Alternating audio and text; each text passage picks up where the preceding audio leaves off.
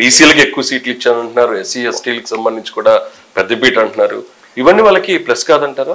ఏ విధంగానూ కాదు. ప్రజలకి ఏంటంటే సమస్యలు ఇష్యూస్ కావాలి తప్పించి 1100 నామినేటెడ్ పోస్టులు ఉంటే మోర్ దాన్ 50% ఒకే సామాజిక వర్గానికి ఇచ్చారు జగన్మోహన్ రెడ్డి గారు. రాయలసీమలో 55 సీట్లు ఎన్నో ఉంటే 40 సీట్లు ఆయన సామాజిక వర్గానికి ఇచ్చారు. అక్కడ బీసీలు 50% ఉన్నారు. ఎందుకు? అక్కడ ఆయన ఉద్దేశంలో జగన్మోహన్ రెడ్డి గారికి పట్టుంది.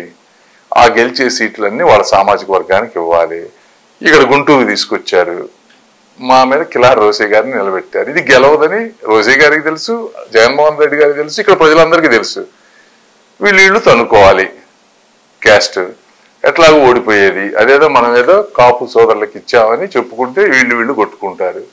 నరసరావుపేట బీసీ నాయకుడిని తీసుకొచ్చి ఇచ్చారు, అక్కడ కృష్ణదేవరాయలు గారు గెలుస్తారని తెలుసు. ఇలాంటి అంటే హిస్టరీలో మనం ఎప్పుడు చూసినా కాంగ్రెస్ కానీ ఇంకో పార్టీ ఉన్నప్పుడు ఎప్పుడూ అలా చేయలేదు. ఇక్కడ ఉంటే ఇద్దరు కమ్మవాళ్ళకో లేకపోతే ఎక్కువ ఏ సామాజిక వర్గం ఎక్కడైతే ఉందో వాళ్ళ రెండు పార్టీల్లోనూ ఆ వ్యక్తిలో ఉంటారు హిస్టారిక్ గా.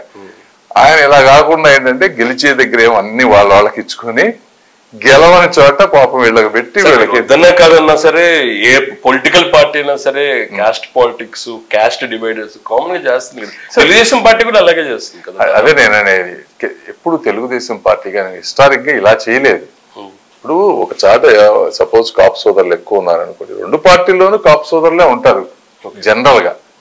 అది జనరల్ గా జరిగే ట్రెండ్. ఇదేంటంటే ఈ టైప్ ఆఫ్ పాలిటిక్స్ ప్రజలే అంత పిచ్చివాళ్ళు కాదు.